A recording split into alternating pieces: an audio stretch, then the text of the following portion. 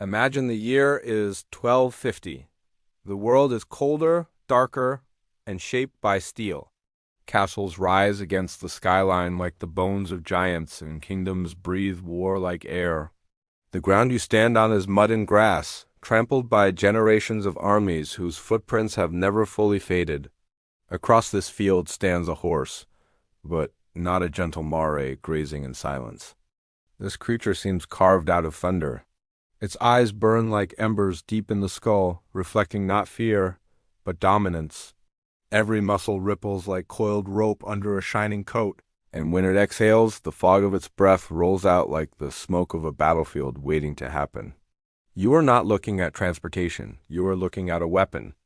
This is a war horse, the kind ridden by knights, feared by footmen, sung about by poets. But such horses were never born ready. They were forged like swords. The question is how. How did medieval knights take a timid animal, a creature that naturally runs from danger, and transform it into an unstoppable force willing to charge into screaming soldiers, through swinging axes, into seas of arrows? The answer begins not in war, but in childhood. A war horse's life started in a paddock, far from battle, when it was barely tall enough to nudge its mother's flank.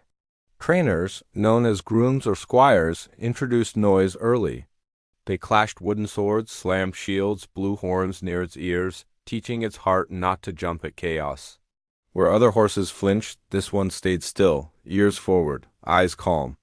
It learned that sound was not danger, sound was its destiny. This early conditioning lasted years. As the young horse grew, it was gradually brought closer to armor, closer to metal, closer to men wearing steel suits that clinked like thunder. A normal horse might panic at the sight of chainmail flashing in sunlight, but a future war horse was, stroked by men wearing it, fed by hands wrapped in gauntlets trained to identify the feel of iron not as threat but as command. By age 3 or 4, the horse could already walk through crowds of soldiers, flags whipping above its head, drums beating like war hearts, without a single step faltering. Even fire was part of training. Flames crackled near the field, so the animal learned not to turn away. Everything a normal horse feared, the war horse was taught to ignore. Among these horses there were 3 great types: the Destrier, the Courser, and the Rouncey. Each one shaped war in its own way. The Destrier was the king, massive, powerful, towering over common breeds. Knights prized them like treasure. One Destrier could cost more than a house. A Destrier did not simply carry a knight. It fought with him. It could shoulder into enemy lines, crush bones with its weight, kick like a hammer, even bite at soldiers who came too close. Training such a beast required precision beyond imagination. Knights trained Destriers to read their body language. No shouting, no reins yanked, only small shifts of weight. A squeeze of the leg meant charge, a tilt of the hips meant stop, a rotation of the knee meant turn. In the chaos of battle, where screams drowned speech and swords cut reins like threads, this silent communication decided who lived and who did not. Coursers, meanwhile, were built like wind, lighter than Destriers, faster, made for pursuit and retreat. They could run for miles, leap trenches, change direction in a heartbeat. Imagine galloping across a battlefield at full speed, arrows slicing past you. And beneath you, the horse is not just running, it is thinking with you. Knights trained coursers with sudden direction drills, sprint-to-stop exercises, mock ambushes. In muddy fields and steep hills, they learned to accelerate like lightning and freeze like stone. A good courser could save a knight's life by outrunning death itself. Then there were Rounceys, the workhorses of war. Not elegant, not breathtaking, but loyal, durable, unshakable. They carried squires, foot soldiers, archers. They hauled supplies, armor, siege equipment. Thousands of battles depended on Rounceys, for an army without food, tents, arrows was not an army at all. Knights trained Rounceys for endurance over glamour. Long marches, cold rains, heavy loads, the Rouncey knew hardship better than glory. Yet when war came, it could still kick, trample, obey. If Destriers were kings and coursers were hunters, Rounceys were the heartbeat of campaigns. But training was not only muscle and discipline, it was trust. A knight and his horse formed a bond deeper than friendship, closer than blood. They lived together, slept in the same stables during campaign, crossed rivers and mountains side by side. A knight did not see his horse as property, he saw it as partner. His sword was steel, but his survival was flesh and bone beneath him. The horse learned his breathing. When the knight tensed, the horse sensed danger. When he inhaled deeply, the horse prepared to move. This world did not need spoken orders. Emotion was command. The first time a young war horse charged into formation was a ritual. Trainers formed a line of armored soldiers holding wooden shields.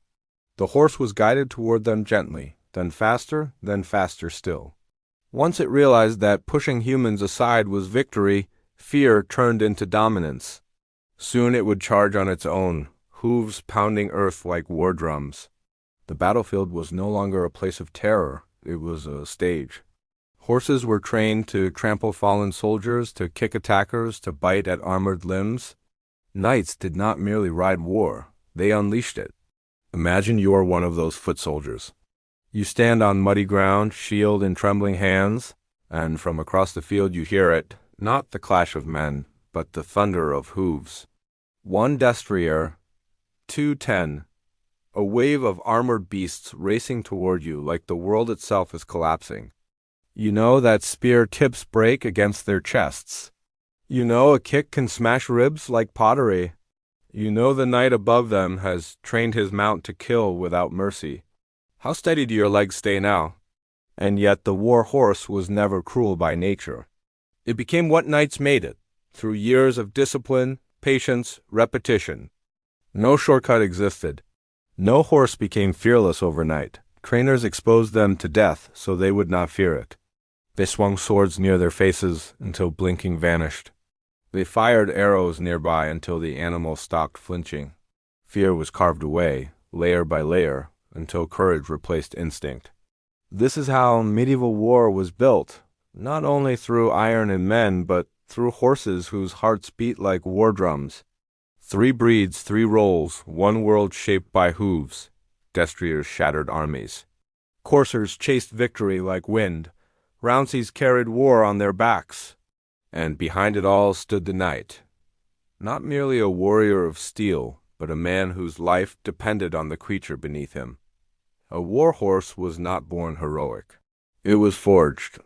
Every battle it charged into was the result of thousands of hours of training, fear conquered, instinct rewired.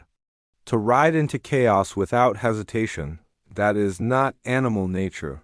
That is discipline. That is devotion. That is war. The training of a war horse did not end when it learned to stand calm among soldiers or ignore the sound of steel. That was only the beginning, the shaping of courage. Now came the shaping of obedience, precision, and instinct. A destrier may have strength like a storm, but without discipline it was only thunder with no direction. Knights needed control, complete control, so perfect that a single shift of breath could mean charge or halt. And so, year after year, the training deepened. A war horse learned the leg first. Hands could be lost in battle, reins cut, fingers broken, shields needed, but legs were always there. Knights gave commands through pressure, small squeezes, light shifts, sometimes barely noticeable. A signal on the left flank told the horse to angle right toward an enemy shield wall. A push of both heels meant forward, but forward meant many things: slow advance, trot, canter, full charge. The horse learned to separate each variation by feeling the subtle difference in the rider's seat and the power in their legs. No words were needed. Words could be lost in chaos. Touch was never lost. Next came weight. A knight leaned slightly forward, the horse accelerated. Leaned backward, the horse halted. Shifted right, and the mount curved like a river around men, spears, and arrows stuck in ground. Imagine a battlefield full of movement, infantry slamming shields, arrows falling like black rain, other horses rushing past. Yet the trained war horse could move like a dancer in a storm, never colliding, never scattering its knight's balance. That level of control was not natural. It was built through repetition so intense that muscles remembered what minds forgot. Each morning began with several hours of riding drills. Walk, halt. Walk, trot, trot, canter, canter, full gallop. Stop from full gallop within a heartbeat. Turn sharply on command. Pivot to face an imaginary spear line. Reverse while keeping the knight stable. Over and over and over. The horse's body became a machine of responses, wired through muscle memory. A knight could ride one-handed or no-handed, shield raised, sword drawn, bowstring pulled, because the horse already knew what to do. But a knight wanted more than obedience, he wanted aggression. A war horse must not only move with grace, it must strike with purpose. And so, trainers taught destriers to fight. Soldiers padded with thick leather stood before them, holding shields or poles. The knight pressed his heels, and the horse lunged forward, chest first, smashing men aside like toys.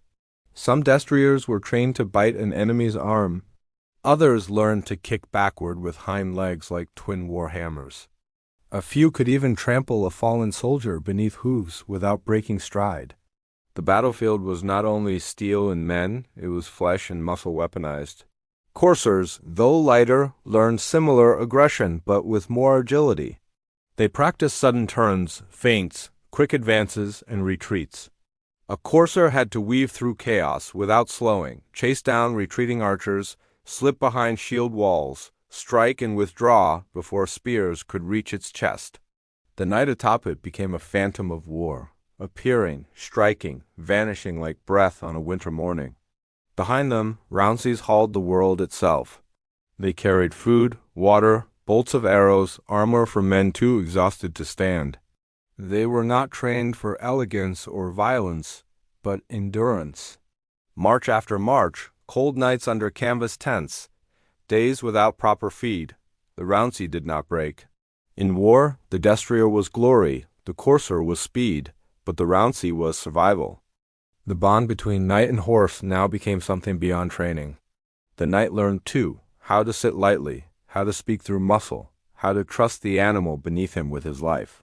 He learned to brush the Destrier after every ride, to feed it bread soaked in wine before battle, to whisper into its ear when the wind carried the scent of war. This was not sentiment, this was necessity. A horse fought best for the man it loved. There were challenges always. Some young destriers resisted discipline, rearing high, kicking wildly, refusing spur or rein. These were not punished harshly. Brutality broke spirit, and a broken war horse was useless. Instead, squires soothed them, walked them beside calm, experienced destriers until confidence settled like gust. A frightened horse was never mocked, only shaped. Knights believed a war horse was not taught courage. It was gifted courage through trust. Training also included armor, heavy, creaking, cold iron plates placed across the horse's neck, chest, and flanks. At first the animal moved awkwardly, unsure why its body felt doubled in weight. Over weeks, months, even years, it learned to move fast despite the burden. Imagine sprinting with the weight of another person's armor across your back. Then imagine learning to do it effortlessly. That was the war horse's reality. Only the strongest could master it. Weaker horses became pack animals. The chosen became legends. Smells played a role too. Blood was not hidden from training. New horses were walked through butcher yards, past carcasses of cattle, hanging, past fresh blood soaking straw. They were made to smell death before they ever saw it. Some trembled, some stood firm.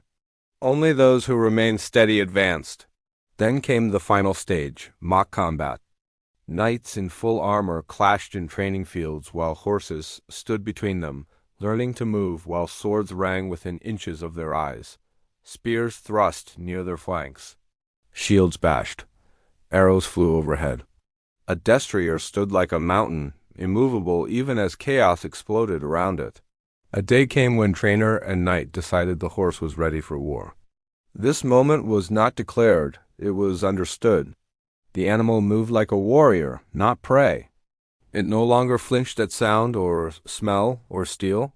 It had become something rare, a creature that ran not from danger but into it. On that day, the knight would ride out alone with the Destrier to a distant field, just rider and mount, no squires, no squadrons, no noise but wind. There he whispered to the horse with no command, only thanks. A man and an animal, but together greater than either could ever be alone. The first real battle then changed everything. No training fully prepared a war horse for the true sound of men dying, the real weight of bodies falling beneath hooves, the sting of arrows that did not whistle past but struck flesh. Some horses faltered their first war, not in fear, but in shock. The world of drills was nothing like the world of death. But those who continued, those who felt the knight's steady grip, who heard his breath remain calm, who moved forward no matter what, those became war horses in truth. They learned the rhythm of battle, the way a ship learns waves. They felt tension before a charge, the silence before armies collided, the shift in wind before arrows fell. Soon, they moved with the sense of a second mind. And once that transformation was complete, no force on earth could stop them. They became the thunder that shattered shield walls, the storm that broke infantry lines. The heart of medieval war, trained not just through muscle, but through years of patience, pain, repetition, understanding. A war horse was not a product. It was a creation. Now their legend was ready for the battlefield. The sun rises like a burning coin through the morning mist. Dew lies across the grass like a thin coat of silver, untouched except for the hoof prints leading across the low valley where armies wait in silence. It is the year 1250 again, but this time there is no training field, no practice shield wall, no friendly knight teaching gentle obedience. This is war, real war, the kind that turns men into legends or corpses. The air is heavy with the smell of wet leather, sweat, and the iron tang of sharpened steel. Banners whip in the breeze like wings of beaten angels, and across the field a host of enemy spears glitters like a field of frozen stars. You stand beside your Destrier, not as master, not as owner, but as comrade. The horse breathes slow, steady, the way it was trained. Not afraid, aware. Its ears rotate like living radar, tracking sound. Clanking armor, priests murmuring blessings, squires tightening straps and buckles. A knight feels the earth tremble faintly beneath hooves shifting in anticipation, not fear. The Destrier's skin twitches with life, every muscle coiled for movement. The battlefield is not chaos yet. It is calm. Too calm, the moment before a storm breaks open the world. When the horn finally sounds, it is not music, it is destiny. A long, mournful bellow that stretches across the valley like a river of sound. Men kneel, whisper prayers. Horses stamp, snort vapor into cold air like dragons. You tighten your gauntlet around the reins, but you barely need them. The Destrier has learned your breath, your weight, your heartbeat. When you rise into the saddle, the horse lifts its head, high, proud, armored metal shining against the new light. Together, you are taller than fear itself. The infantry march first, slow, heavy, shield walls locking like scales of a steel beast. Arrows fly overhead in swarms, blackening the sky like locust clouds. They fall upon shields, into earth, some into flesh. Men die quietly at first. A grunt, a gasp, a thud. The Destrier does not flinch. Training burned that instinct away. Instead, the horse stands firm like carved stone, waiting. It knows the signal will come. It knows its purpose. Then the enemy cavalry begins to form. You see their banners, red beasts, black crosses, gold lions, colors of defiance. Their war horses paw at the ground, eager, angry, alive with the same fire as yours. Across the battlefield, two storm fronts stare at one another. Only one will break the other. A knight lowers his lance. You feel the Destrier beneath you tense, not with fear, but readiness. One signal, a pressure of heel, a shift forward in the saddle, and the horse explodes into motion. The world shakes. The ground becomes thunder. Armor rattles, weapons flash sunlight, the wind screams past your ears. The hooves of Destriers strike earth like war drums calling death to attention. Men on foot step aside not by command but instinct. No soldier willingly stands before a charging warhorse. Even the bravest know this wall of flesh and iron will break bones like twigs under wheels. Arrows whistle past like angry insects. Some strike armor, some embed in shields. A few graze the Destrier's flank, but training keeps it steady, eyes forward, breath calm. Fear belongs to lesser beasts. You grip the lance, point it toward the enemy line where another cavalry charge meets yours like opposing waves. The distance closes in heartbeats. 10 seconds. 5. 2. Then, impact. Your lance strikes a knight square in his chestplate, the shock traveling through wood into your arm like lightning.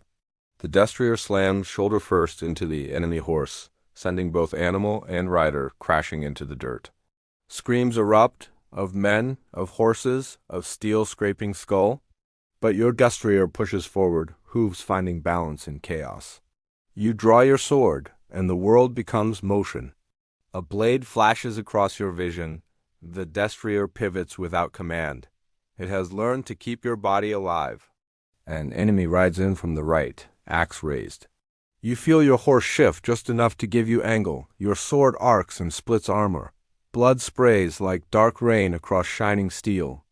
A foot soldier leaps forward, spear aimed for your Destrier's chest, but the horse has seen such attacks before. It rears up, front hooves striking down like falling stone. The man collapses beneath iron-shod hooves, bones crushed, helmet dented inward like soft metal. The Destrier lands with force enough to shake your bones, then surges forward through bodies, stepping over the fallen without hesitation. There is no mercy on a battlefield. Only movement. Coursers weave through chaos in the distance, darting like wolves among trees, hunting archers who scatter like birds. Rounceys stand behind shield lines, carrying injured men away or hauling arrows for fresh volleys. Every breed has purpose, but the Destrier is the hammer. The cavalry clashes again. You hear the sound of swords ringing against helmets, shields splintering like firewood, lances breaking like brittle bone. A knight is thrown from his saddle near you, trampled before he hits the earth. The Destrier presses forward, unbothered by carnage around its legs. It has crossed the line between training and instinct. War is no longer something it tolerates. It is something it knows. Hours pass like minutes, or minutes like hours. Battle has no sense of time. The once green valley is now mud blackened by blood. Broken spears jut from the ground like pale graves. War horses breathe steam through blood-flecked nostrils, riders drenched in sweat, dirt, victory, and death. You do not know how many men you struck down, 10, 20 more. You do not count. Knights do not count. Only the living count. Finally, enemy ranks begin to falter. Their shield wall shivers, then cracks, then shatters under relentless cavalry force. Men run, some drop weapons. Some fall to their knees begging. Others simply disappear into tall grass like ghosts retreating. Victory does not come with trumpets. It arrives when screams fade and only wind remains. When the last enemy retreats beyond sight, you pull gently on the reins. The Destrier slows from gallop to trot, from trot to walk, from walk to stillness. Its body heaves with breath, foam streaks its mouth and chest, but its eyes shine, not wild, but aware. It has not merely survived battle. It has understood it. You slide off the saddle, legs trembling not from fear but exhaustion. You place your forehead against the Destrier's warm neck, armor clicking softly.